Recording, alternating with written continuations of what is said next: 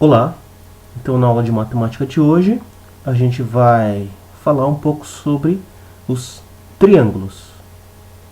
E a aula de hoje a gente vai basicamente fazer uma aula teórica, para que na próxima aula a gente faça exercícios envolvendo os conceitos aprendidos na aula de hoje. Então vamos lá. Um triângulo. A revisão, tá, sobre os triângulos. Primeira coisa é a condição de existência. Então, um triângulo ele existe quando a soma dos dois lados, a soma de dois lados, tem que ser maior do que a soma do terceiro lado. Então, como você pode ver aqui, nós temos essas condições de existência de um triângulo. Se você tem um triângulo de lados A, B e C, então o B mais C tem que ser maior do que o A. O A mais C tem que ser maior do que o B. E o A mais B tem que ser maior do que o C. Então, essa é a condição de existência de um triângulo. Então, o triângulo, para que ele exista, a soma de dois lados tem que ser maior do que o terceiro lado. Tudo bem? Senão, o triângulo não fecha. É basicamente isso.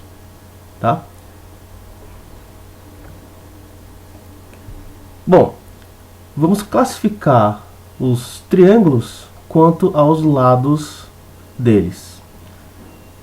Primeira classificação, um triângulo pode ser um triângulo equilátero se todos os lados e os ângulos forem congruentes. Então, um triângulo equilátero tem todos os lados iguais e ângulos também congruentes. Um triângulo isósceles tem dois lados iguais e, consequentemente, dois ângulos iguais ou congruentes.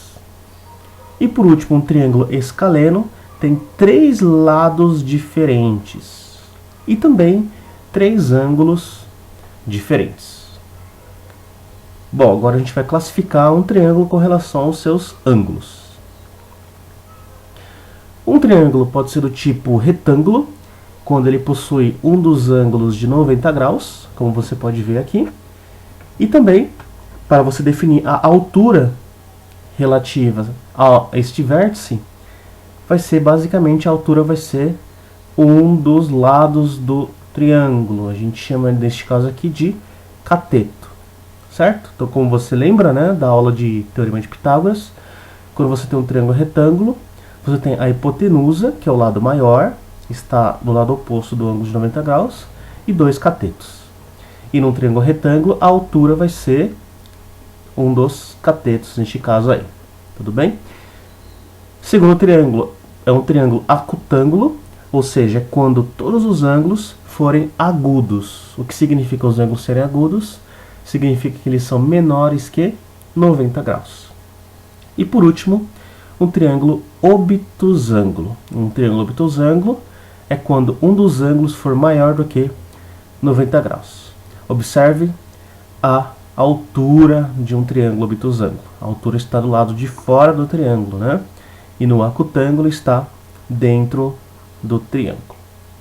Então, mais uma vez, classificação dos triângulos com relação aos seus ângulos. Temos um triângulo que tem um ângulo de 90 graus, tem o triângulo retângulo. Um triângulo com ângulos menores que 90 graus, triângulo acutângulo. E um triângulo com um dos ângulos maior do que 90 graus, chamamos de obtusângulo. E por fim, as propriedades dos triângulos. Então, as propriedades com relação aos ângulos são mais importantes, porque a gente vai resolver muitos exercícios com relação a essas últimas propriedades aí. Então, muito importante lembrar que a soma dos ângulos internos de um triângulo é sempre 180 graus. Então, perceba aí neste triângulo do desenho, o ângulo interno A, B e C, ângulos internos A, B e C, a soma A mais B mais C é igual a 180 graus. E a segunda coisa é com relação ao ângulo externo. O ângulo externo, olhando para a sua figura aí, é o ângulo E, esse é o ângulo de fora, que está aqui fora. E o ângulo E é a soma dos outros dois ângulos internos do triângulo A mais C. Ok? Muito bem, então essas foram as propriedades dos triângulos. Essa foi a revisão da aula de hoje.